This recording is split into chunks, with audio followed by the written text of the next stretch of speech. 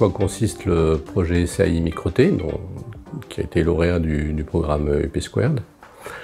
Donc on est parti d'une découverte au laboratoire qui a montré qu'on pouvait contrôler le maintien de la population des cellules souches cancéreuses dans un cancer du cerveau qui s'appelle le glioblastome.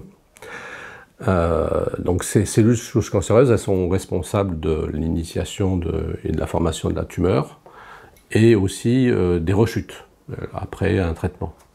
Et donc on cherche à les inhiber et à maintenir leur population.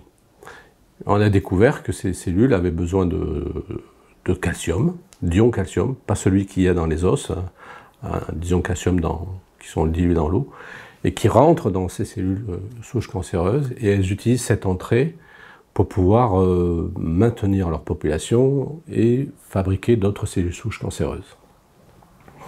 Donc l'idée c'était ensuite de mettre des molécules qui font bouchon, qui empêchent le passage du calcium et l'entrée dans les cellules souches. Donc il existe tout un tas de molécules qu'on pourrait appeler donc des bouchons moléculaires, qui vont bloquer les portes par où le calcium rentre, et donc empêcher ces cellules de continuer à fabriquer d'autres petites cellules souches et de maintenir leur population.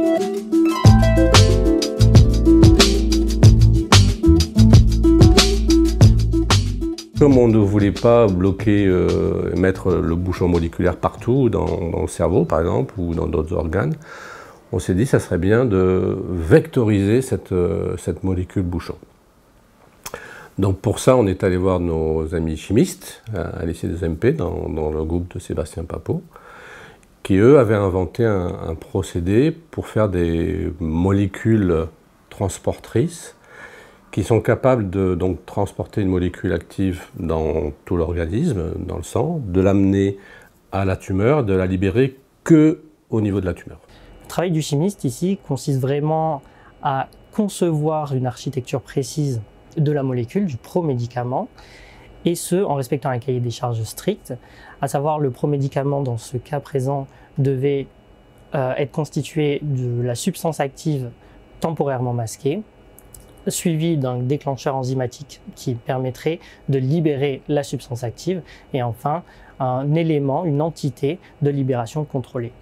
Ce type de projet permet d'augmenter la biodistribution des médicaments, d'augmenter la concentration des médicaments au sein du milieu tumoral et donc de réduire les effets secondaires des médicaments lors des traitements.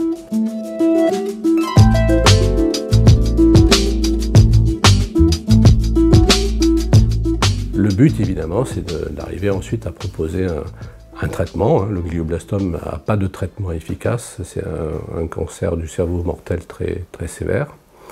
Et éventuellement, en fait, de faire plus tard, si ça fonctionne, une conjonction de traitements. C'est-à-dire, à la fois, on donne la molécule bouchon pour empêcher les cellules souches de continuer à fabriquer d'autres cellules souches et de régénérer la tumeur et éventuellement de faire des rechutes.